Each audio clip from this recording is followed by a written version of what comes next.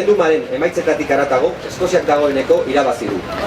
Erresuma Batuko gobernuak Eskozia erabakitzeko eskubidearen subjektu politiko dela aitortu du, eta ondorioz, autodeterminazio ariketa burutu da hau. Hasteko, Eskoziako referendumak nabarmen utzi du autodeterminazio eskubidea egingarria dela 21. mendeko Europan, eta gainera, modu adostuan egin daitekeela.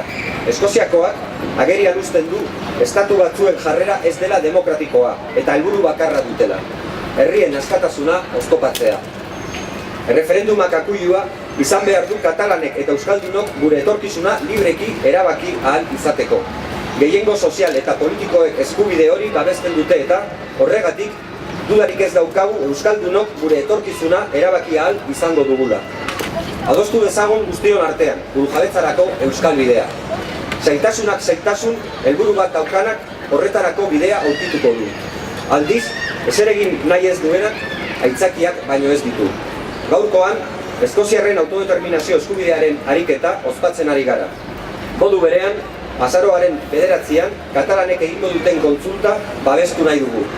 Epe motzean, Euskal Herria ere bere buruaren jabe izango den segurtasunarekin. Gure esku dago, gero eta gehiago gara.